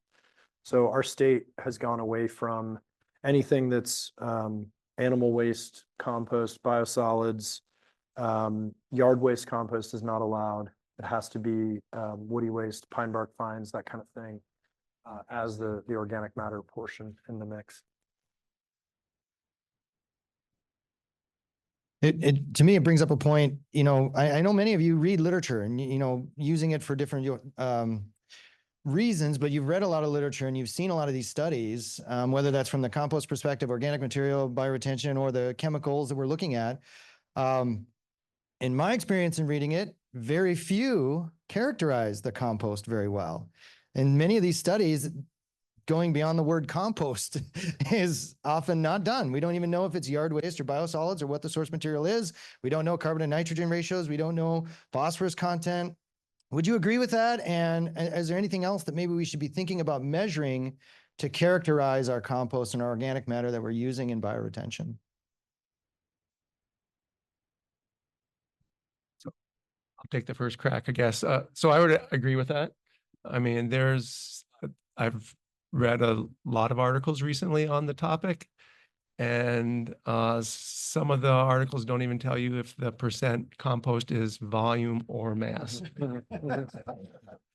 And as far as characterizing it, yeah, and that's what I was kind of alluded to in my previous comment. Like, yeah, we need to characterize it more. And there's also like the phosphorus saturation index or ratio, and but there's also the literature isn't consistent as far as what's accurate. So that's what we would need. The only addition I have is that American Society of Civil Engineers currently has a committee that's working towards better understanding how media design affects performance. And part of that committee is looking to put together standards would be too strong a word, but guidance recommendations for how to analyze what properties to analyze both within the media, but also the organic material that's potentially added to the media mix, so that we get a better representation in the literature of what's actually being studied. Because I agree with everything Pete said. And that task committee is filtration media in general. So it's all amendments. It's not just bioretention, not just organics. It's filtration media in general. Other thoughts? All right, let's take another question. I think we had one in person here. I think I have two questions, actually. One is related to maintenance, and given your results, what pops in my head is why take out the media? Why not just clean the forebay and leave the media? My second question is, or comment, did you do any work on characterizing mass reductions based on design criteria, overflow rate, surface area ratio of basin to drainage area, or anything like that, from a predictive capability that someone could use to maybe establish limits on the design? Yeah. Short answer to that is not yet, but that's one of the places where we're heading. I've got a PhD student who's defending this fall, and so there's an imminent deadline that may push him to do some of those analyses. So I think it's coming soon, and I've misplaced your first question. Apologize. What was the first one again? Oh, yeah. Forebay. Yeah, clean the forebay. Absolutely. Yeah. I think cleaning the forebay is a great start. If we could do that once a year, scrape it off, great. Get the accumulated debris, sediment out of there, trash, obviously. And that'll do a world of good. I think a lot of these practices that we evaluated, we don't have a good record of maintenance for any of them, but just visually, there were maintenance needs, and maintenance that had been put off. So yeah, agreed. Let's go back online again. We'll come back. You want to follow up? Okay. So maybe one more thing as a follow-up is, your analysis to me raises an interesting policy question in a way that I mentioned to Mike during the break, which is, if that practice is actually lasting longer, it raises questions about what are the most cost-effective practices that should be put on these urban landscapes to maximize pollutant removal and protect our water quality.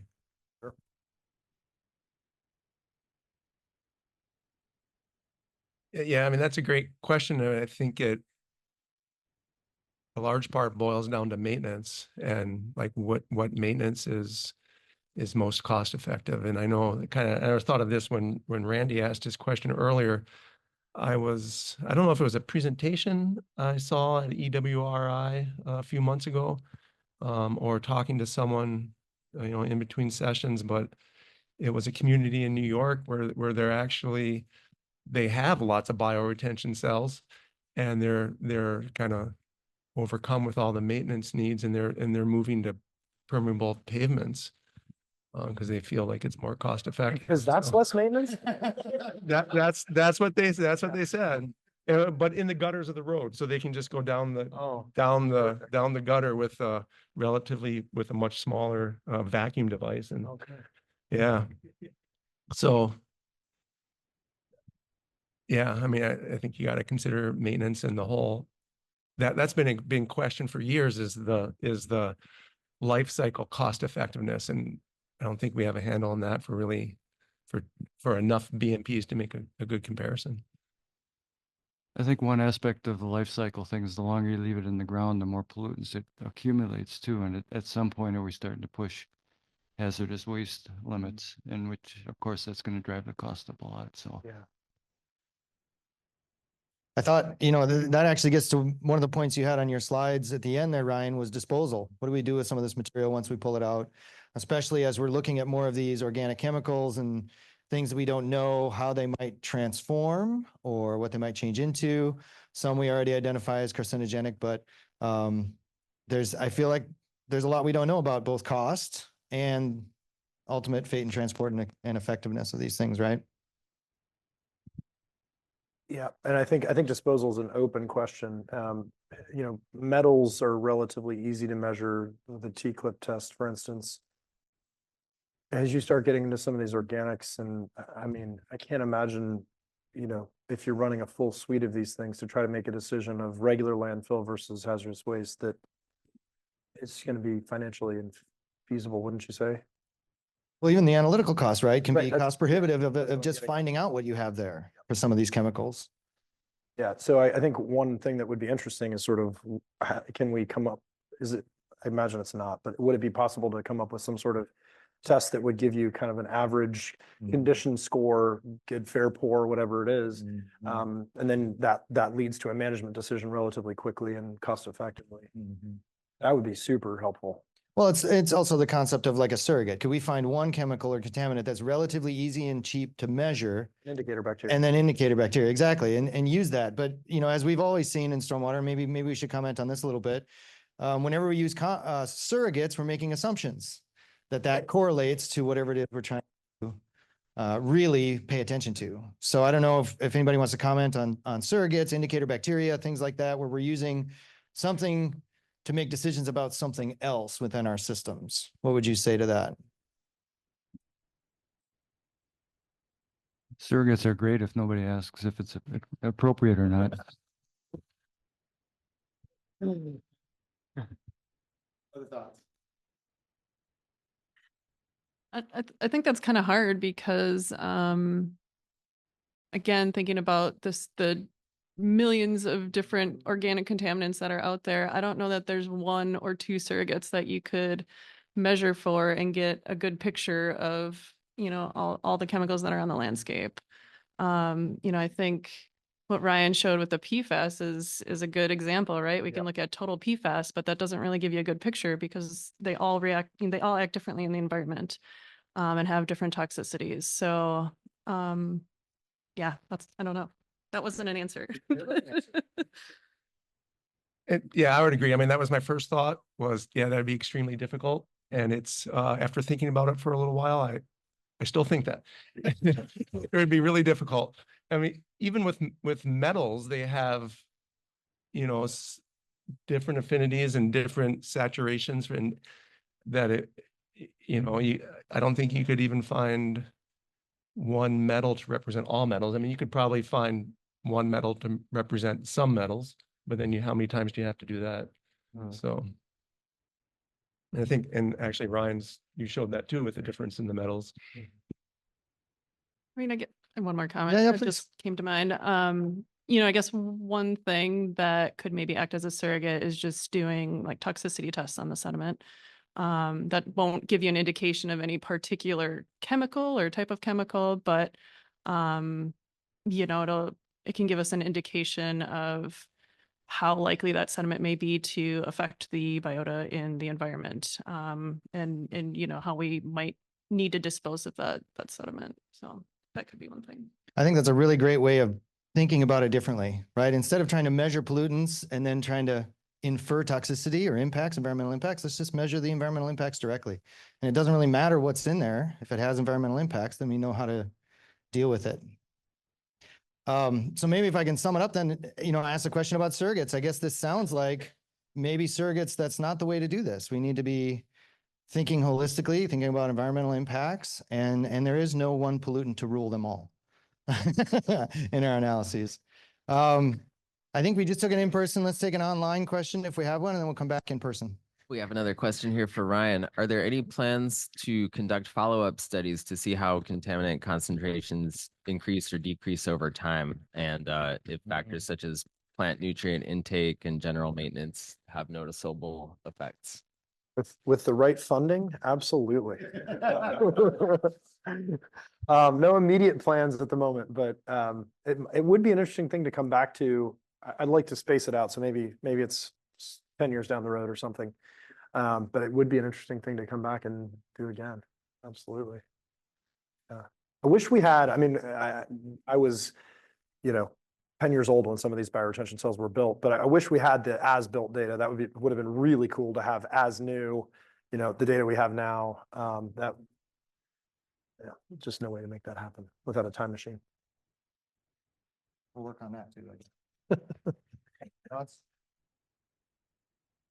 So I've seen actually some, I like the approach that, you're measuring a bunch of different bioretentions at different ages and trying to get a sense of those impacts. There have been a few studies, very few, where there's been measurements and then they did come back 10 years later and did more measurements on those same basins. I can't remember if you've done some of those or participated in some of those, but there's a few of those in the literature. But that's a great question that maybe we need to do more of those kind of studies and get a better sense for a specific practice. How does that change over time? All right, let's take another in-person question. John Chapman with the University of Minnesota. And Professor Winston, you brought up some great emphasis on the need for forebays and pretreatment. And so could you speak a little bit about the effectiveness of maybe types of pretreatment, and for the rest of the panel, also kind of what pretreatment seems to work better, and maybe what pollutants pretreatment is not going to be effective for, or what types of pretreatment can be effective for different types of pollutants?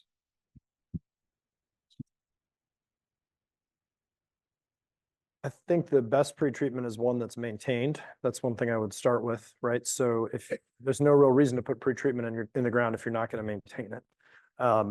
But if you have a good way to still the flow and get some of the larger silts and sands out, that's likely what we can expect in a typical pretreatment system. I think there's a lot of benefits to that as it relates to some of the nasties, as I showed, if you will, in some of the data. Yep, we've used forebays to good use. One of the things we're looking at right now in a field study is imparting roughness in the gutter to try to drop out some of the sediment upstream of green infrastructure practices. The negative of that, it does appear to be working in our initial data. The negative of that is it increases spread of water out from the curb. So there is a knock-on effect there. But I think we need to innovate more in that space. We've been trying to play around with how to do it within the right of way. But there's other ways you could innovate in that space as well. And I think it's a place where we haven't spent a lot of time thinking in terms of research.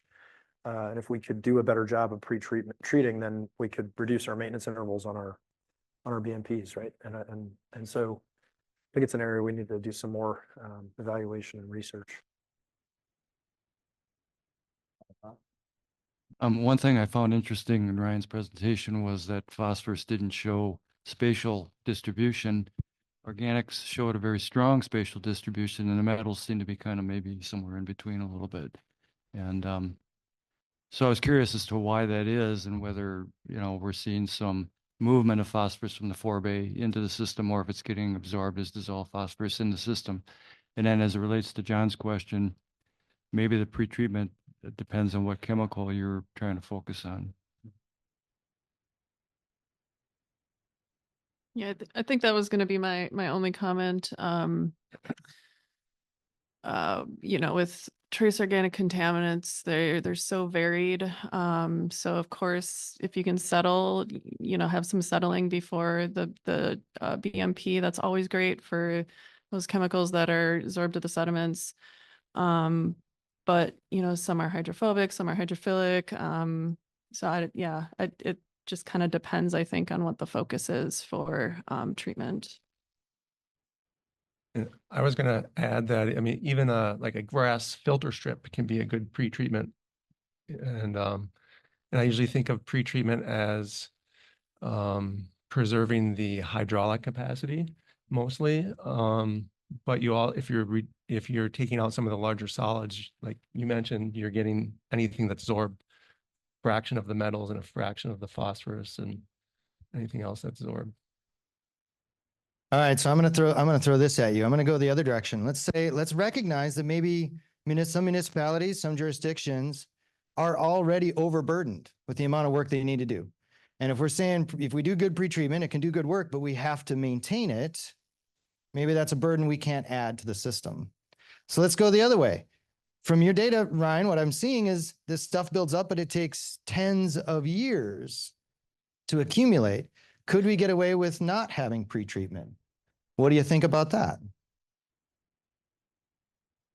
I think the pretreatment is primarily related to hydraulics, as Pete said, and I think we showed that in our surface intake rate tests, which admittedly have a lot of error in them, but on the average, threefold higher infiltration rates for practices with forebays than without, and I think that proof is in the pudding right there, right? I think it primarily relates to maintaining your hydraulics, and you don't have hydraulics, all this is kind of off, right?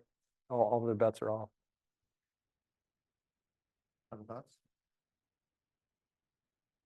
So the answer is no. So the answer is no. I'm totally wrong. That's a terrible idea.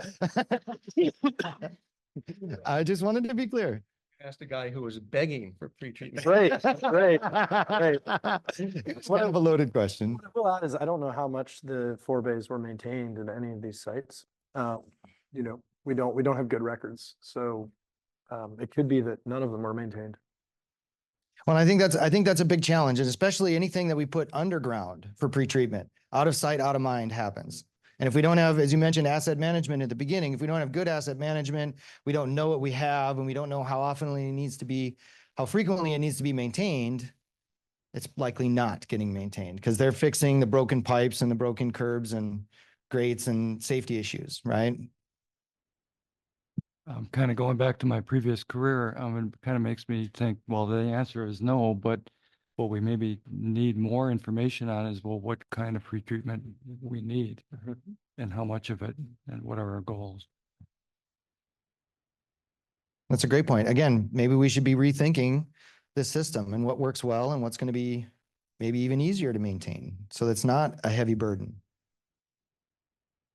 All right, let's take another audience question. I think we did in person. Let's go online. Do we have something online?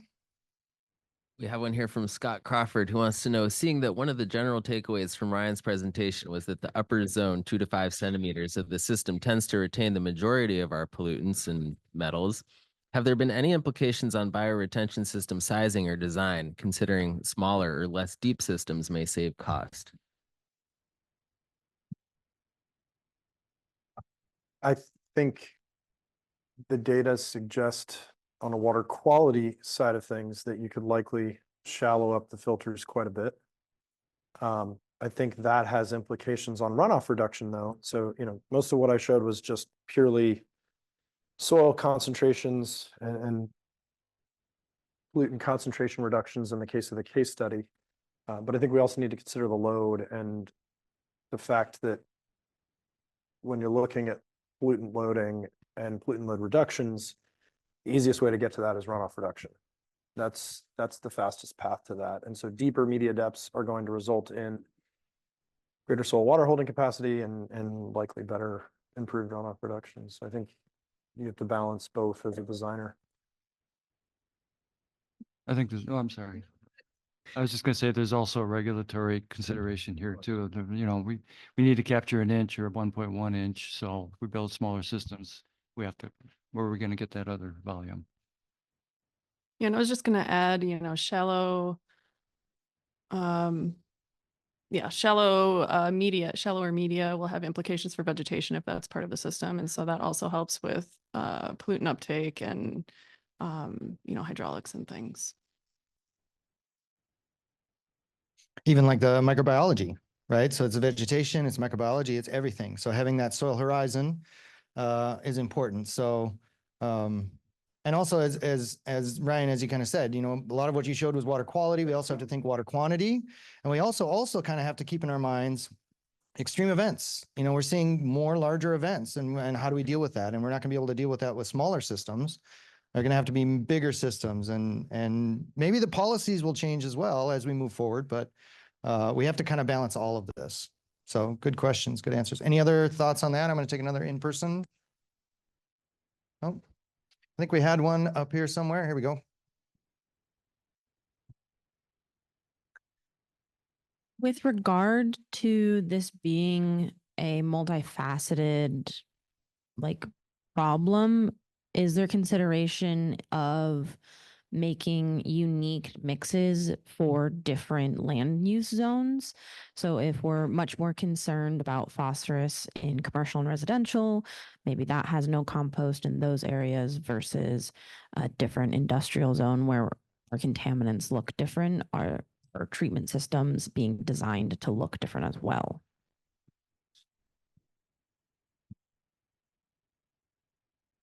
Well, my first thought is that the commercial products do that, but you're right. I haven't really seen that in municipalities or other design guidelines. Yeah, I think we need to do a better job of connecting what we know about pollutant loading from various land uses. The data of which go back 40 years to the NERP study, and a lot of research has been done in that area, to the stormwater controls that we design. We don't, the answer in Ohio is we don't do what you've described. I think that we mostly focus on pollutants of concern in a particular watershed, and that drives perhaps sizing or filter media design selection for dissolved phosphorus or dissolved metals or whatever our pollutant of concern is.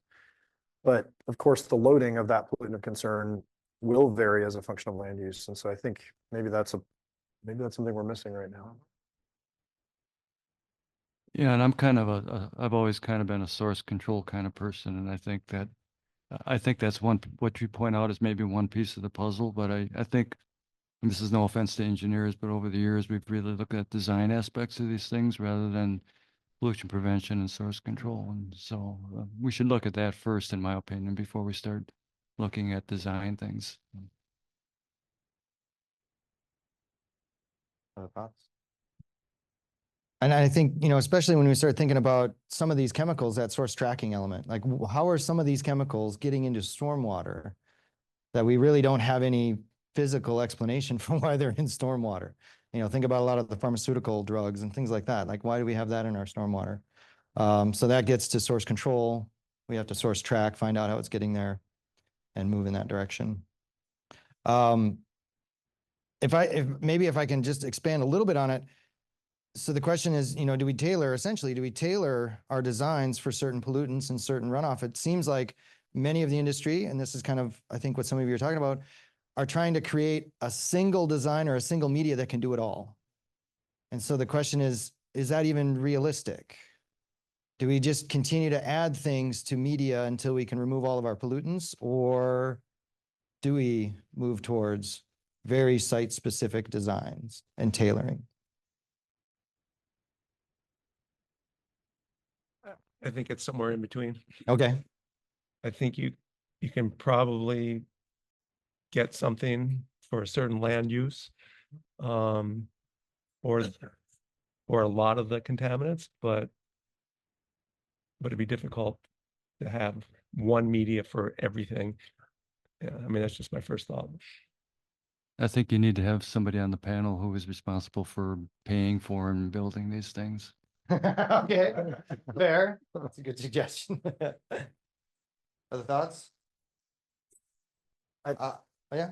I think you could have different modules. I mean, to go to Pete's point of like, this is my filter for metals, and then that moves on to the next step of the treatment train. But again, that ties back to cost, and that may have significant impacts on the cost. Well, and there's been some studies on treatment trains, and maybe a modular type approach is not a bad way to go, or at least think about it, and evaluate and see what we can do with that. So I think that was in person. Do we have more online questions? Why don't we take one online? More questions about forebays here. Someone wants to know what the typical type of forebay you encountered in the study was. Yeah, so I think of a typical forebay as like one upstream of a dry basin or a wet basin, right? Relatively big. These were often of the 6 to 9 square feet variety. I mean, you're talking very small, just immediately upstream of the filter. Often there may have been multiple forebays in a system, but yeah, typically very small, excavated, often covered with rock, small rock was what we encountered most. What other kind of pretreatment do we typically see, at least in our Minnesota urban landscapes? Do we see something like that, or do we see other things? I guess we in our work, we've seen a lot of settling basins as pretreatment, or like underground separators to separate all the larger solids before the water goes through the filters. Any other varieties? No. So that was online. Let's do an in-person.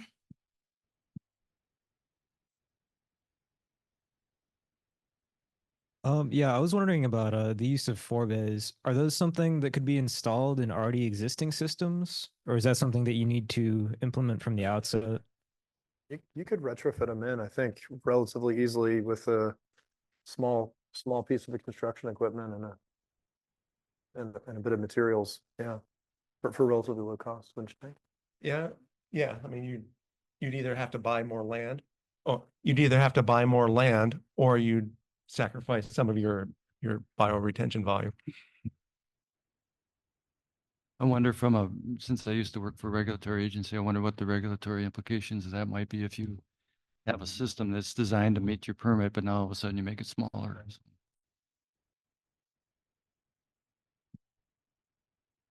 I do know in some street reconstructions in some cities, they are reducing the width of the streets. And so that's an opportunity where maybe basin size doesn't have to change, but pretreatment can be implemented, or even more basins and basin size could be increased. It's not common, but I have seen it in some instances where they're doing street reconstructions and being able to squeeze that in. I think there was someone up that had a question earlier. We're going to try to take that one quick and we'll come back online. Gentlemen. So Richard Kiesling with USGS. Ryan, I was interested in the parts of your talk that talked about the distribution of these pollutants, as they're obviously coming into these structures and they're being captured in the media. Is it time to start thinking about design criteria for capturing trace organics? One group that you didn't actually sample, but that we have found very prevalent in our work, is pesticides. They're being applied locally around these structures, but also being transported in stormwater, along with the pharmaceuticals, surfactants, and others. And so maybe we need to not only think in terms of chambering and different kinds of installation design, but how do you feel about moving forward with design criteria to address trace organics? Personally, I feel uncertain. Because I don't have enough background, to be honest, in that area to feel like I could make a good educated design. So I think I would need to educate myself quite a bit more in order to be able to get to that point. Yeah, that's sort of how I feel. Uncertain, I think, is the answer. Yeah. I think it points out the importance of communication between folks like yourself and Sarah who are sampling these and knowing how much is coming into these systems and how much treatment we need. I think we're very reluctant to build something when we don't really know exactly what's coming into the system. But if we have a good handle on that, then I think we can start thinking about how to build a system to retain those. Yeah, and I think, a lot of questions that we still have are, what's happening to these trace organics? Are they being degraded by the microbial communities? Are they being absorbed to the filter media?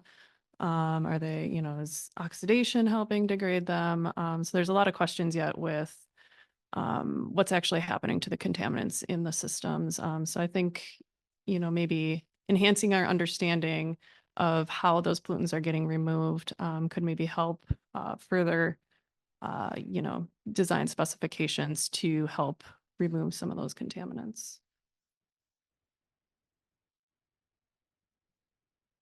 So I have a question, actually. I'm gonna kind of riff off of something Mike said with communication, and that's so let's back up a step. We're pretty deep in the weeds, right? I mean, we are detailed in the science and the chemistry, and we're saying phytoremediation and microbiological transformations and things like that. We can't often use that type of language to communicate to decision makers or our residents or our project partners, or even funding agencies. Sometimes that's not the way we communicate effectively with them to affect change. So the question I have for you is, what ways have you used to describe the importance of this work and the ways that we need to make changes in how we do these things to those types of folks, decision makers, policymakers, people like that outside of the nitty gritty of the stormwater world that we're doing? What are some effective communication ways you've used? Hire more extension people. Great answer. Yeah, I guess this is something that we, me personally, I guess, we're still working on. So, I think working with you, Andy, and folks here at the U and Extension is helping us sort of grapple with that, because that's not something we've always been great at. So I think fostering those relationships that will, help us learn the different ways to communicate is sort of where we're at this point in time. But I will also say, one thing that we have communicated, especially with some of these trace organics, is, everybody thinks of, pharmaceuticals are only coming out of wastewater treatment plants, and that's not the case. And we're seeing concentrations in stormwater that, we're seeing in surface water impacted by wastewater treatment plants. So that's one thing we've done to communicate, is sort of relating the broader issue to some other well-known issues. Just to follow up on my comment about extension folks, people laugh, but really, I don't think it's that funny. I think a lot of us are trained as scientists, and I'm not saying we're miserable communicators, but a lot of us are miserable communicators. We need more professionals, educators, people who can take the information that Brian is and yourself are collecting and getting it to the people, the practitioners. Yeah, maybe the onus isn't on us as the scientists and researchers to also be the communicators, right? We get the people that can do that well and translate it and help us with that. Any other thoughts on communications? So not surprisingly, I have a thought on communications, which is, and I want to mention it because it seems like the most important message from what you've brought us today, which is these systems work well, and we have evidence now that they work well over a long period of time. So the message is keep building them, and if anything, build more. So do I get to, can I ask a question too? Okay. I'm, to be perfectly honest, I'm a little nervous about asking this question. And I think it's mostly to Ryan and Sarah. PFAS. So we've got this incredible focus on PFAS. We find it everywhere. We have arguably on the horizon, not too far off, are water quality standards that are going to be incredibly stringent. And we're going to have PFAS TMDLs that are going to pick up permitted stormwater. So with that in mind, I've been watching now to see anything about PFAS in stormwater. And there doesn't seem to be a whole heck of a lot out there. Lo and behold, here you have PFAS data in your study. So part of my question is, you're finding it at concentrations. Are the concentrations you're finding it at problematic already? Is there indication that they will be increasingly problematic in the future? We're concentrating stormwater into these bioretention. Seems like there could be concerning PFAS implications. I don't know is the short answer. So the concentrations that we reported here in this presentation were all PFAS sorbed to sediment. So it's all milligrams per kilogram. And I think the latest is something like 4 nanograms per liter or something like that in water. So different media, if you will. And I'm not sure how to compare one versus the other. PFAS removal. I don't, but I might phone a friend. I phone a friend too? Yeah, no, it's a great question. And I think you're right. I don't think there's a lot of information out there yet, but I think it's picking up as, PFAS becomes more of a hot topic. I know we've added it to some sampling that we're currently doing. I don't have any data yet, so I don't have any answers for you, but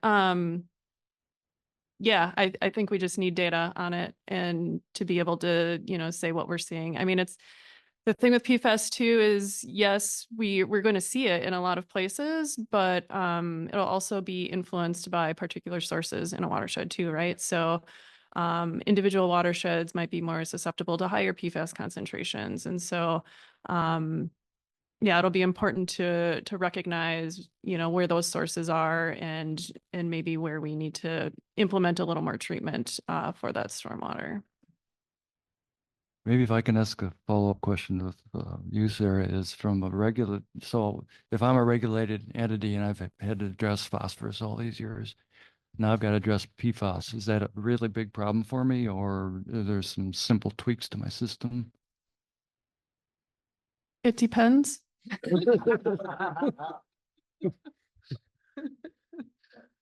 I mean, again, it's a super hard question because there's thousands of PFAS out there and they all act differently. I don't have a good answer for you. Well, I love what you said earlier about maybe it's a toxicology. Maybe we can develop simple tests where we can use toxicology to tell us at what level should we be concerned, and whether it's in the water before it's in our BMPs or in the media in our bioretention as it's building up over time.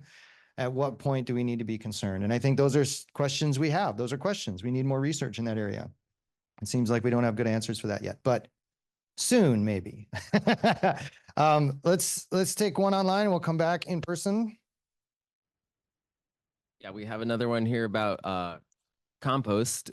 Good point by panelist Peter about compost maturity and stability and how it would influence mobility of nutrients. Has there been good ideas on making sure compost use is mature so that it is less prone to leaching? Also, are there numeric guidelines for CN ratio that you discussed earlier, Ryan?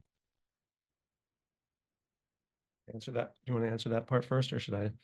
I don't know of any. I don't know of any offhand. I don't know of any either, or for a way to quantify the leaching. But as far as phosphorus goes, it does seem like a low phosphorus content compost. And again, like what does that mean, or how low is low enough? But a low compost phosphorus or low phosphorus compost does do better with regards to minimizing leaching. if I remember right from my stormwater manual days, the manual has pretty good information on compost, but that's not translated into the media specs. And so maybe it's time to go back and look at the information that is in the manual on, sorry, Paula, on compost and start tweaking the media specs a little bit more. And I'll add, like Ryan talked about the specs there, like woody compost and like definitely, not biosolids as Ryan mentioned and food waste and things like that. So low phosphorus content is something other than that. Well, that landscape is changing. As Ryan mentioned, there is an ESC committee working on filtration and technical guidance. And, what do we need to know and what does the literature and the science and the research show as having some correlations between what our water quality outputs and desirable are and what we're doing in design. So those things are changing more. We're building up. There is even on PFAS, there are instances where, situations are forcing and providing funding for measuring stormwater concentrations of PFAS in certain situations, certain landscapes. So we're learning more and more and more. So we are approaching the end of our time, and I want to close with our a key takeaway question.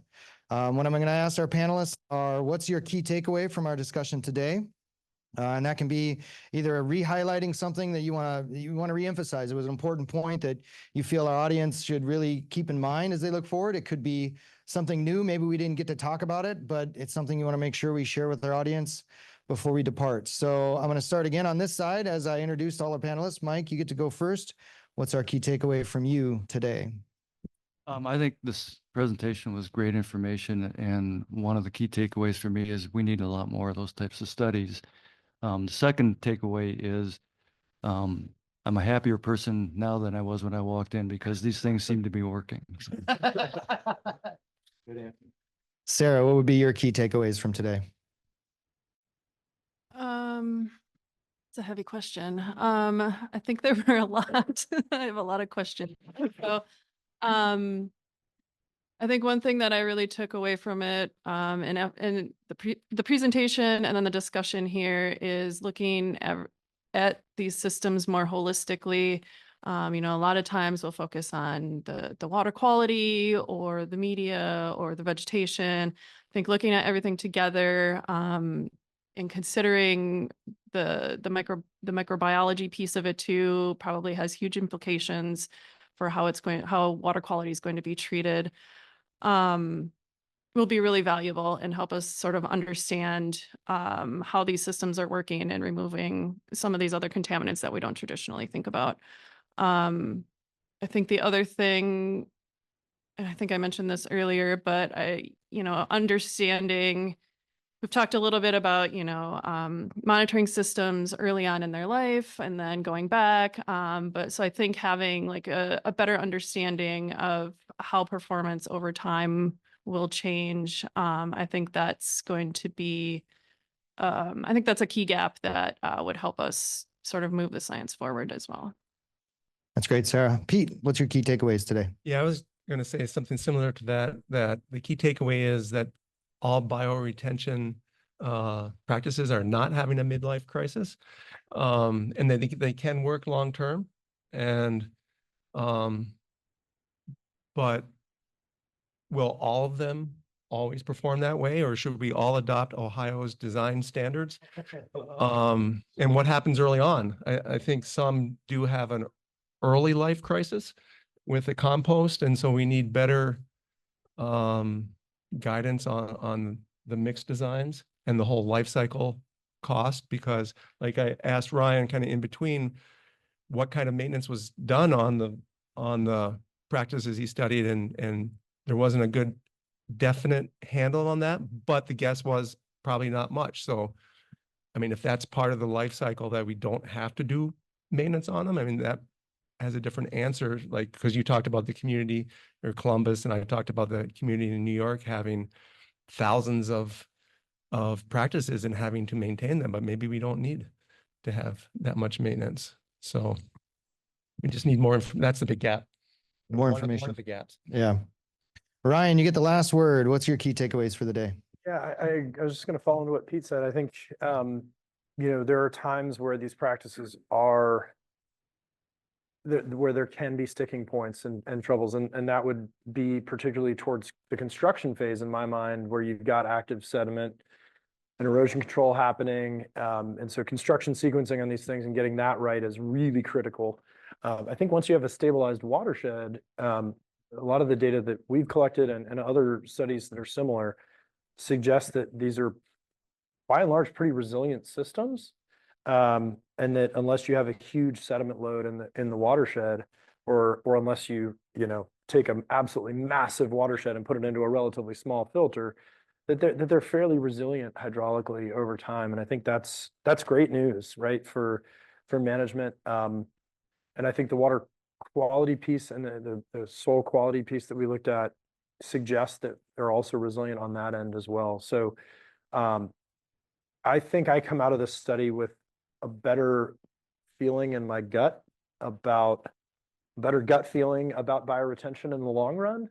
And I look at some other practices that maybe do require more maintenance in the long run. I'll throw out permeable pavement as one, that are alternatives, right? And I think we need to look at, what does that long term look like? Maybe not just 10 years, but 50 years, right? And what's the return on investment that we're making, not just in the upfront cost, but also in the O&M that's necessary to maintain the hydraulics of a non-planted system. So a sand filter even, as another example. I leave, I think, warm and fuzzy feelings in my gut about bioretention. Is how I leave this 2 hours with you all. That's excellent. Thank you, Ryan. I want to thank Ryan for setting the topic today. I want to thank our panelists, Pete, Sarah, and Mike, for sitting on the panel and enduring these excruciating questions that we posed to them today. Thank you so much. I want to thank our audience for joining us today. I encourage you to check out our website for the schedule of our future upcoming stormwater seminars. We have a great lineup for the rest of this calendar year, and we are planning for the spring of 25. We're super excited about that as well. I encourage you to tune in, check that out, and I hope to see you at a future Minnesota Stormwater Seminar Series. Thank you all very much, and help me thank our panelists and speaker today.